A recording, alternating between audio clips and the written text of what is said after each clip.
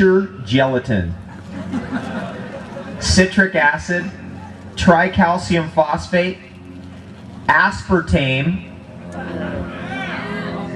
potassium sorbate, listen to this, added to maintain freshness.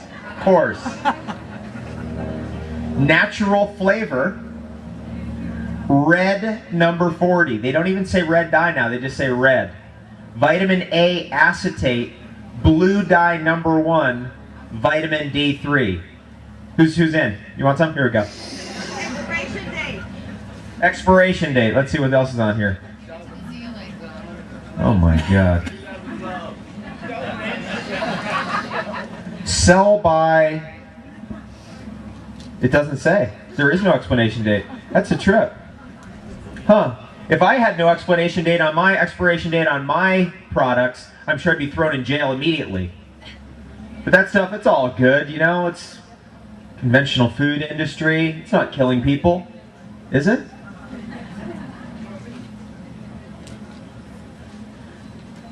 It's really great to be here in Sedona. It's such a center.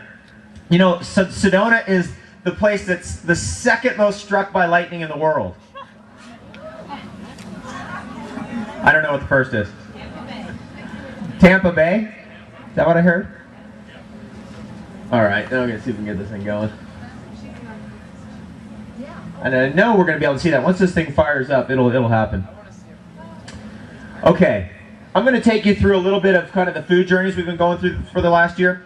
We hit the goji berry season right here in the state of Arizona this last year. 15 types of goji berries grow right here in the state of Arizona. 85 grow in Asia. Unbeknownst to most people, Geronimo's favorite food was goji berries. The great saguaro cactus that you see with the big arms at the Tucson airport, at the Phoenix airport, when you're driving through the desert down here, you know that tree? It grows with the goji berries. They grow together. They're connected like that. So that iconic cactus that we know all over the world is actually like a sister like that with goji berries. And there are millions of goji berry bushes in this very state right here that nobody ever picks. No one knows they're there. They're in the middle of the desert. It's so dry and harsh in those environments. Grass barely grows out there. But if you're out there in the middle of April, May, when they're in season, it moves around a little bit, you can have millions of goji berries. You can eat them all day long. We did. All day, all night, just hammering them down till it was coming out red.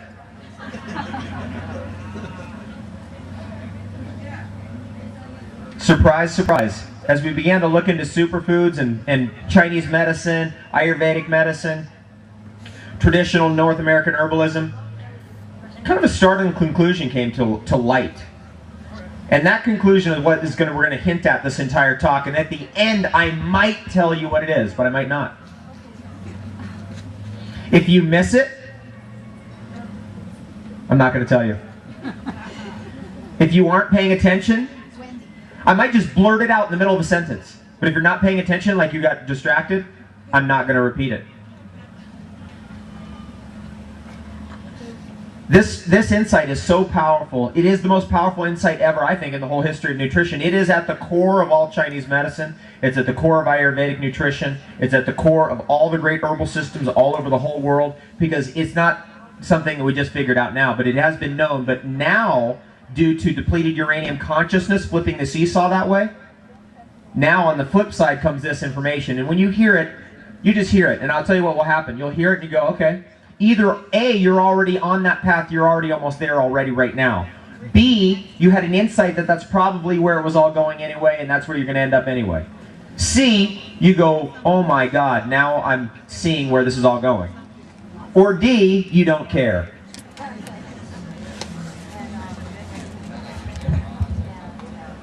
When I come to these kinds of events, you know, I go see success speakers and stuff like that. I mean, I just kind of sit there and just like kind of take it in, whatever's going on.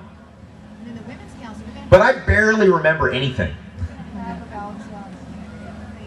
So I'm just going to kind of lead you through a journey here. And you don't have to remember, oh my God, milk thistle extract seeds is where you rejuvenate your liver. And if I have that when I'm eating poisonous mushrooms, it'll save my life.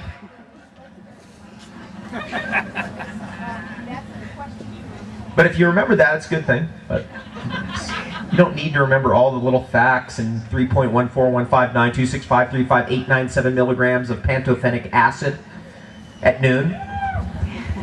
But if you did remember that, it helps. But I like to bring a little bit more fun to it by realizing that most of the education that we get, most of the fun that we get, yay, it looks like it's going to work. Something happened. Yes! Is just entertainment. You can learn more from a movie than you learned in 3 years of high school. Has that happened to anybody? A DVD? I learned more from What the Bleep than 4 years of physics at a university engineering school.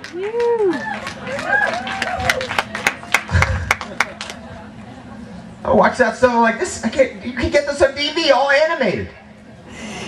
Somebody funded that. Some conscious being out there in some kind of financial institution said, you know what, we're going to fund this. That means that things are, no matter how dismal it looks like when we're bombing nations with depleted uranium. I love that, by the way. Depleted uranium consciousness.